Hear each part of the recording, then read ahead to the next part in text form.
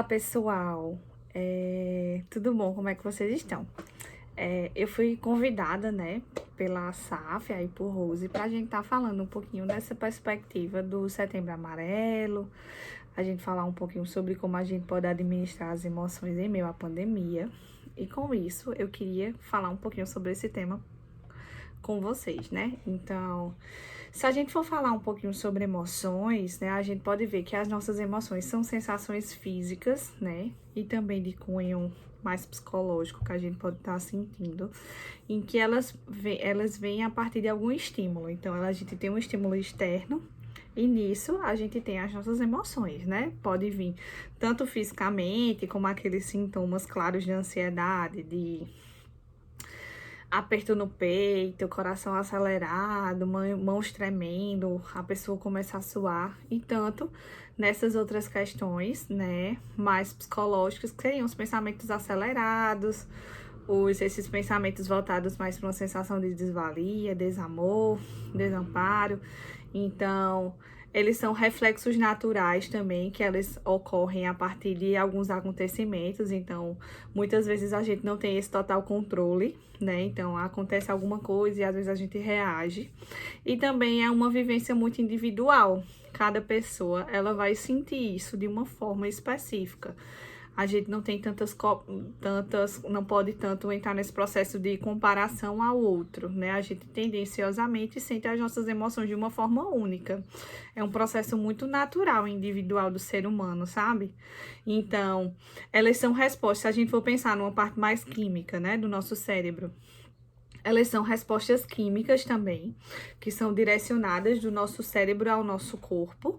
Então, a partir do momento que a gente tem um estímulo externo, o nosso cérebro faz todo esse processo de comunicação para que a gente tenha tanto a resposta física como mais psicológica, né? Então, o nosso cérebro, ele monitora todas essas questões que causam ameaça, que causam recompensas, né? Então, o nosso cérebro, ele controla tudo isso, que tem uma partezinha lá no nosso cérebro, quando a gente parte ele assim no meio, que a gente chama de sistema límbico, que é também conhecido em algumas literaturas como a área emocional do nosso cérebro.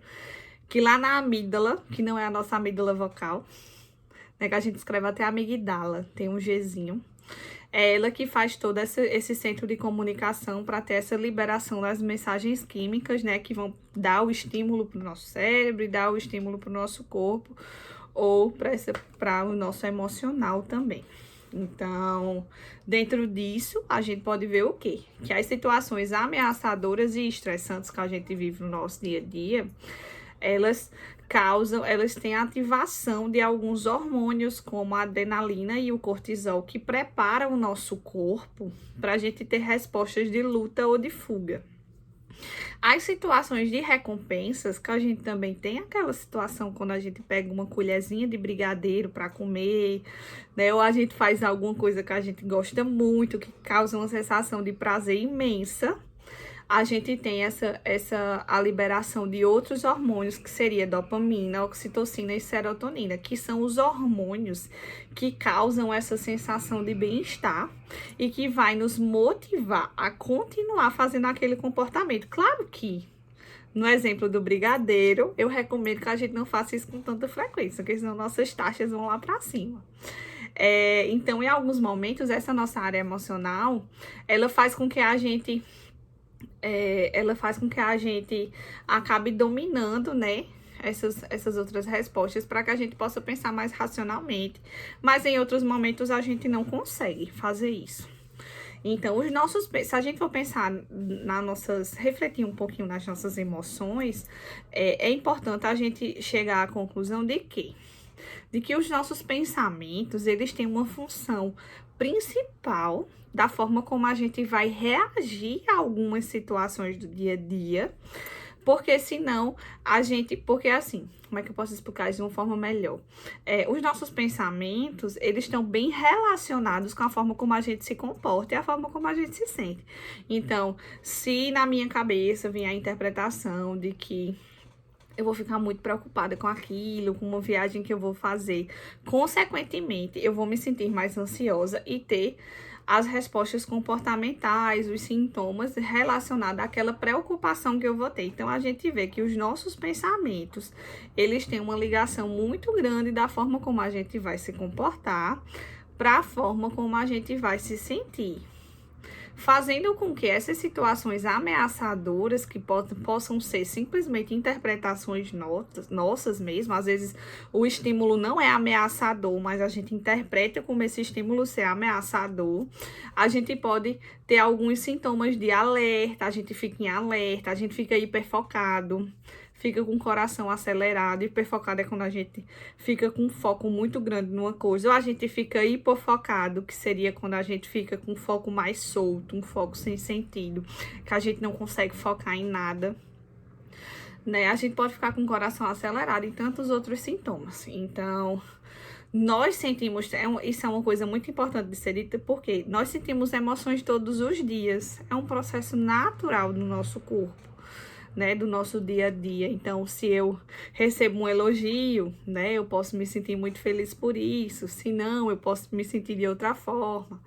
Então, acaba que a gente sente emoções de todos os dias. A gente tem um motivo para sentir raiva, alegria, tristeza e tantos outros sentimentos, né, que a gente pode ter, tantas emoções, que a gente tem uma cartela enorme de emoções. Não é só as básicas, que seria alegria, tristeza, raiva, nojo e medo. Então, a gente tem as emoções secundárias, que são junções dessas emoções primárias. E é uma coisa inata, é um processo, gente, que a gente nasce com isso. Vocês aí que são mães, que são avós, provavelmente viam nos seus filhos ou nos seus netinhos, já logo quando eles nasceram, respostas emocionais, né? Quando ele estava chateado, que ele chorava mais um pouquinho quando estava incomodado com alguma coisa que estava sendo feita, ou com calor, né? Que o bebê só chora no começo, depois é que ele vai conseguindo se comunicar, mas o choro é uma forma de comunicativa também do bebê, para ele mostrar as necessidades que ele tá tendo. Então, vocês, mães e avós, com certeza conseguem definir o choro que a criança sente. Se esse choro é de fome, se esse choro é porque tá triste, se esse choro é porque tá incomodado com alguma coisa, né? Vocês conseguem definir mais, né? Que acaba sendo esse processo mais natural, né? Da maternidade.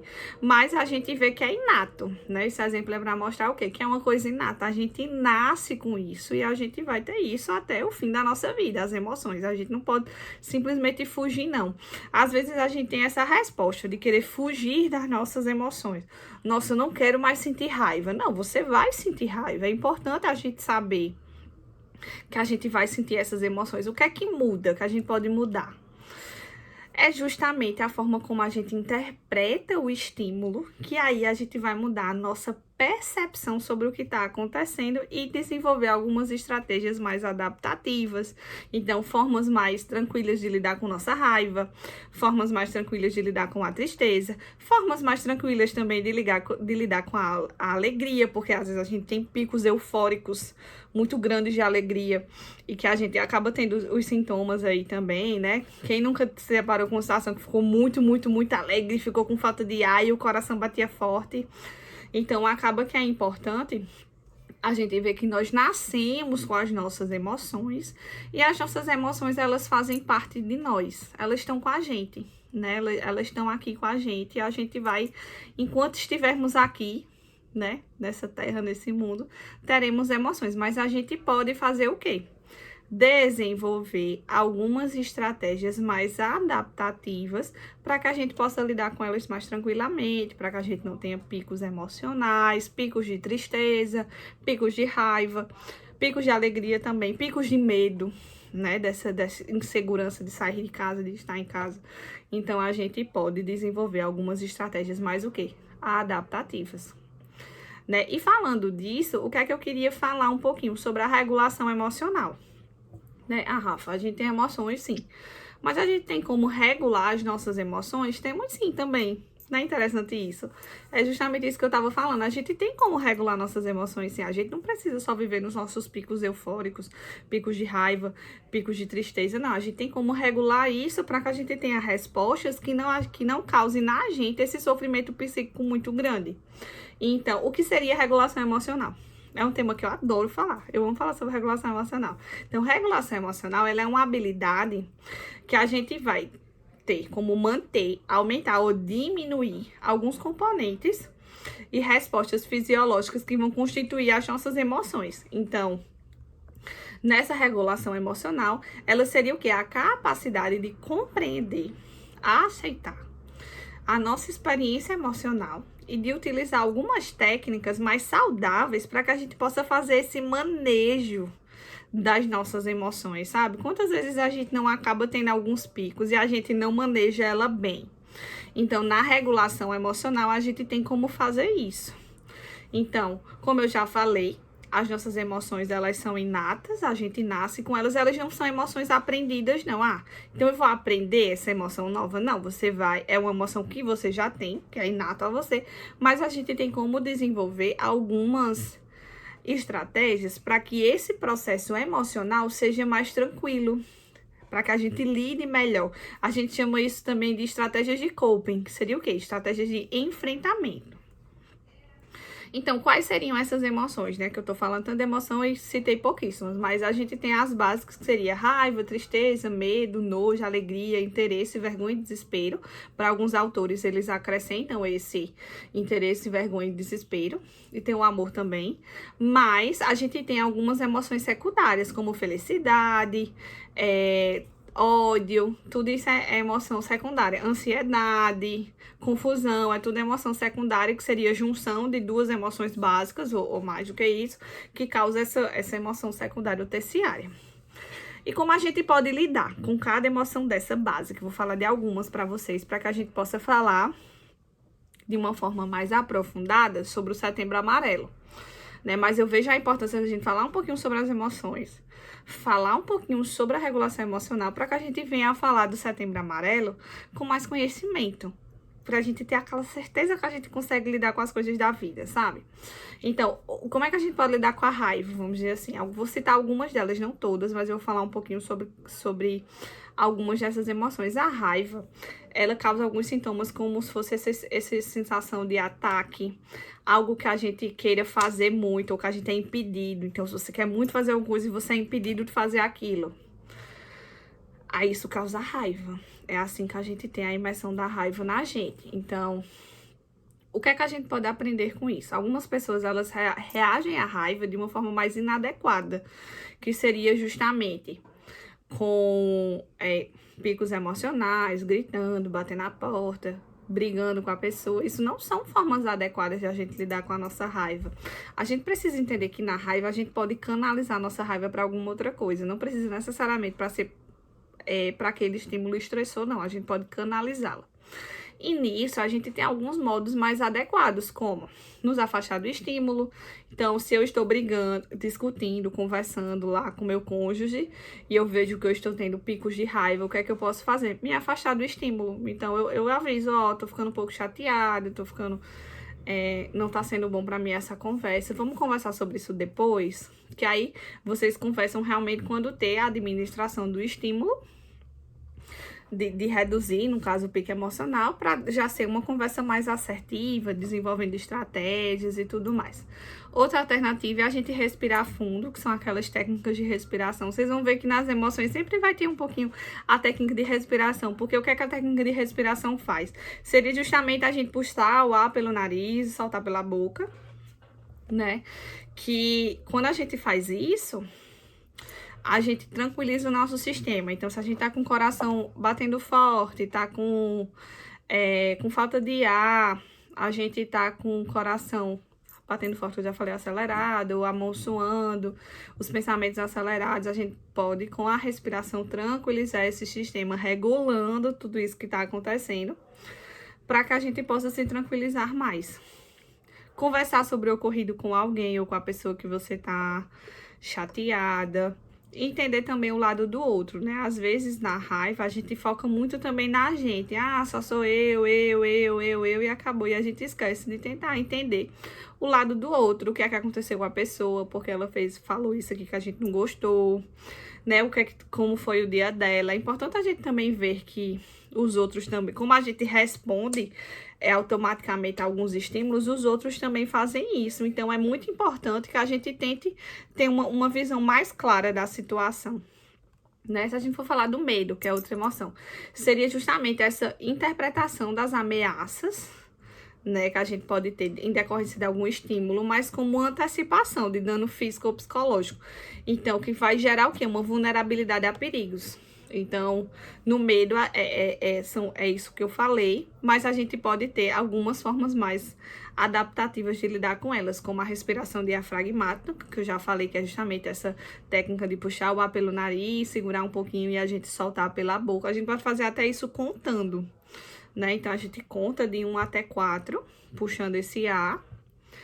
E a gente segura contando de 1 até 2 e solta contando de 1 até 6.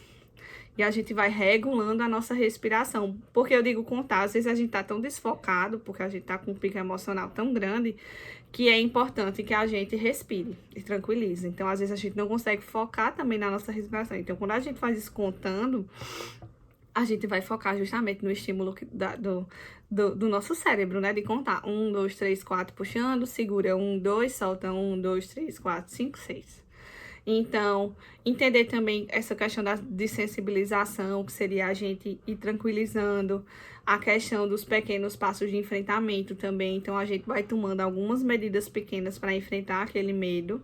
E a gente tentar também se apegar a fatos reais, porque como eu falei, o medo entra nessa interpretação da ameaça. Então, às vezes, o estímulo não é ameaçador, mas a gente tá com medo disso. Então, a gente interpreta como uma ameaça, uma coisa que não é.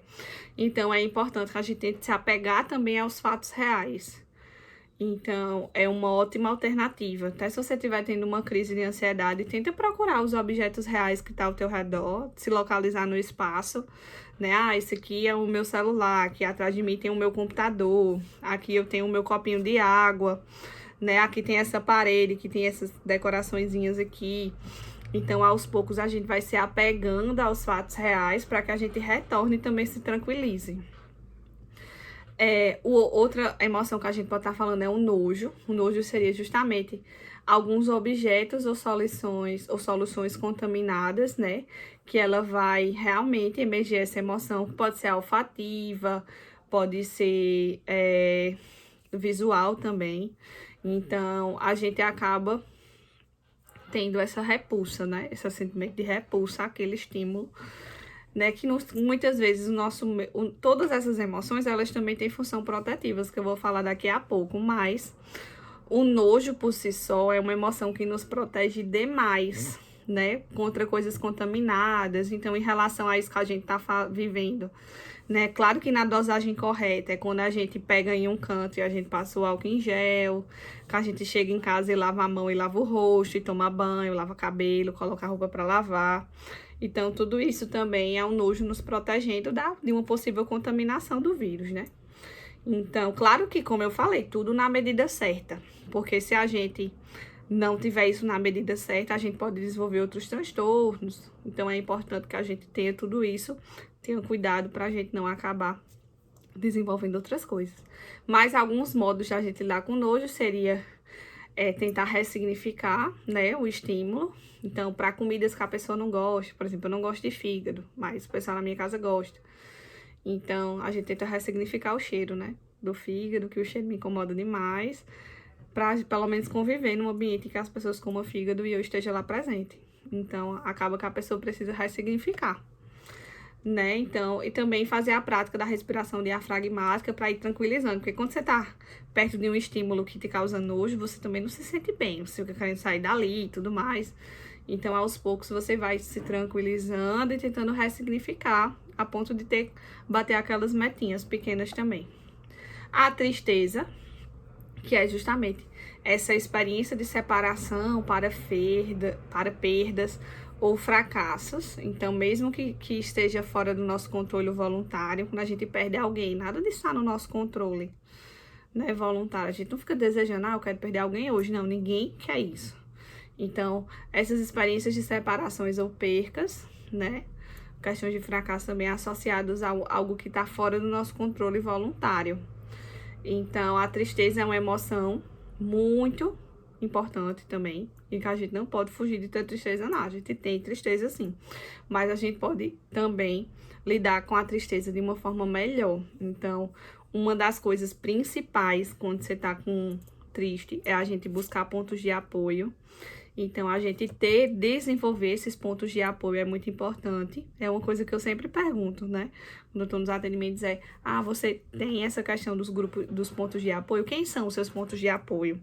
Às vezes a gente pensa, não vê ninguém, mas aí aparece, meu pai minha mãe, minha irmã, meu colega da faculdade, meu amigo da escola, o meu esposo, minha esposa, né? O meu noivo, minha noiva, enfim, namorado. A pessoa vai achando pontos de apoio, que são pessoas que a gente se sente seguro para conversar.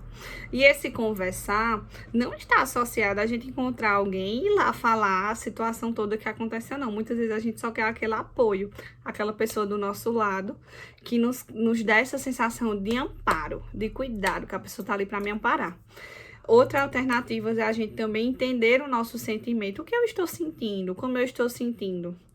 Né? E não relacionar a tristeza também, gente, a um ponto de fracasso. Não é fracasso a gente estar triste, não. Né? A gente tá triste, é normal, é humano, né? É inato. Eu vou sentir tristeza. Isso não é uma sensação de fracasso. Às vezes as pessoas tendem a associar isso. Então, se eu sou triste é porque eu sou um fracassado. De forma alguma. Você está triste. E é normal estar triste. É humano, né? A gente ter isso. E focar também nos bons momentos vividos, né? Então, às vezes a gente catastrofiza muito e foca tanto nesses pensamentos catastróficos que a gente esquece de olhar as coisas que a gente é grato no dia, olhar os momentos bons que a gente tá vivendo. Então, e sobretudo, em relação a todas essas emoções, o principal também, além de tudo isso, é se a gente notar que a gente não tá conseguindo regular isso bem, a gente buscar um acompanhamento psicológico. Claro que eu vou puxar a Sarinha pro meu lado, mas o acompanhamento psicológico, ele pode ser super útil nessas situações, justamente para o psicólogo, né? Ele ajudar a pessoa a desenvolver algumas estratégias para que a pessoa lide melhor com isso, entenda as suas emoções. Então, né, é muito importante o acompanhamento psicológico. Mas se a gente for falar de... Tá, Rafa, mas o que é que tem a ver Setembro Amarelo com as emoções? Tem tudo a ver, né? Porque a forma como a gente lida com as nossas emoções é o que faz a gente, às vezes, ter pensamentos não tão adequados, né? A gente tem muitos pensamentos disfuncionais que eles podem vir com uma verdade absoluta muito forte. Então, acaba que em alguns momentos, por a gente não regular bem as nossas emoções e todo esse processo, a gente pode também ter alguns pensamentos inadequados. Então, o que é importante da gente pensar essa relação? É a gente entender, principalmente, que nem tudo que vem na nossa cabeça é verdadeiro. Nossa, gente, vem tanto pensamento disfuncional que seria o quê? Esses pensamentos que vêm como verdade absoluta, que a gente não tem valor, que a gente não presta, que a gente não é capaz. Às vezes a gente faz uma tarefa, uma atividade, tô aqui gravando pra vocês, nossa, vê que legal.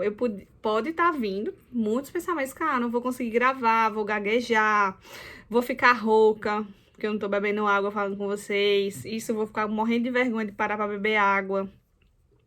O vídeo, né? Então, é muito importante que o quê? Que a gente analise um pouquinho que não é porque todas essas informações estão vindo na minha cabeça que isso é verdadeiro. Então, eu posso ficar mais tranquilo. Então, quando a gente entende que nem tudo que vem na nossa cabeça é verdadeiro, causa tranquilidade, porque aí a gente não vai ter, consequentemente, uma ativação emocional. Então, pensar sobre as nossas emoções é a gente entender as nossas emoções como parte. Minha emoção é parte de mim, é parte de Rafaela sentir tristeza, sentir raiva, sentir amor, sentir alegria, sentir nojo. Tanto as emoções mais adequadas quanto as não tão adequadas assim. Mas é parte. As minhas emoções, elas não refletem o todo de quem Rafaela é, como Rafaela funciona, como Rafaela pensa. Ela é parte. Então, algumas situações, né? Eu tô até lendo um livro bem interessante, que é A Coragem de Ser Imperfeito. É um livro muito bom, recomendo para todo mundo. E o que é que a gente vê nesse livro? Que a gente precisa pegar as nossas imperfeições, pegar aquelas partes que a gente não gosta da gente, e entender que elas são parte. Ela não é o meu todo, ela não é quem eu sou. Ela é parte de mim. Tem coisas que eu não tenho tanta habilidade assim. Mas eu tenho que aceitar isso. Preciso aceitar essa parte de mim. Ela não é predominante, porque eu tenho tantas outras coisas que eu sou boa, que eu consigo fazer. Mas ela é parte. Então, quantas vezes a gente não se depara com algumas situações na nossa vida que a gente catastrofiza demais ou foca só naquilo? Nossa, estou lá cantando no coral da igreja e eu não consegui. Sei lá, errei a música. Aquilo foi uma parte, aquilo foi uma situação, aquilo determina quem você é? Não. Aquilo aconteceu. A gente precisa começar a entender isso, porque algumas vezes esses nossos pensamentos vão evidenciar a nossa crença, como a gente pensa, como a gente age, e a gente vai começar a se ver realmente dessa forma. Então, não é porque você errou lá a letra do coral que você é incapaz, que você não vai cantar mais, que você não deva cantar mais. Não, aquilo foi uma situação específica. Não significa que vai acontecer de novo. Então, às vezes, a gente tem regras mais determinantes, assim, se acontecer um estímulo, então isso vai acontecer todas as vezes que eu vou cantar, eu vou errar a letra. Não significa isso. A gente precisa entender, talvez porque a gente errou, porque eu tava nervosa, porque era uma apresentação na frente de todo mundo, ou porque eu não ouvi a letra direito, eu não estudei. Então, é importante a gente ver também esse outro lado, para que a gente arrume o quê? Estratégias de enfrentamento, para lidar com as nossas situações do nosso dia a dia. Entendendo, gente, que a gente, nossa vida tem um valor tão grande, é tão importante em nossa vida, sabe? Então, e esse valor não precisa só estar associado ao reconhecimento do outro. Porque quantas vezes a gente não acaba associando o nosso valor aos elogios que os outros podem nos dar, a como os outros veem a gente. Então, o nosso valor não está só associado à visão do outro, está associado também a como a gente se enxerga, como eu me vejo. O valor de Rafaela não é só voltado para a aprovação dos outros, não. É relacionado também à forma como Rafaela se vê. Mas Rafaela é eu. Rafaela, eu que sou Rafaela. Então, acaba que é importante que a gente entenda também um pouquinho sobre isso. Será que a gente não tem colocado demais uma responsabilidade no outro que não é só dele, é nossa? A gente precisa também entender o nosso valor, como a gente funciona, sabe? E lidar com as nossas emoções também nos ajuda em relação a isso. Essa pandemia que a gente tá vivendo é um momento tão complicado, né? Que a gente tá vivendo. E é importante que a gente entenda que nós podemos dividir cargas, né? Então, eu gosto muito daquele texto de Romanos. Acho que é Romanos 15:1, não sei. Que fala sobre a gente dividir as cargas uns com os outros. Então, é muito importante que a gente entenda que a gente pode fazer isso e deve dividir as nossas cargas. A minha carga não é só para eu carregar sozinha, não. Eu posso dividir essa carga com alguém e essa pessoa também pode dividir a carga dela comigo. E aos poucos nós vamos juntos caminhando no nosso dia, na nossa vida, entendendo essa importância, né? Do cuidado, da amizade, do ouvir o outro, né, de ter uma escuta mais ponderada, de quando o outro vir lá falar para mim, eu não absorver aquilo para mim enquanto pessoa. Claro que eu vou ajudar, eu vou auxiliar, mas eu não preciso absorver para mim, não preciso colocar essa carga toda em cima de mim.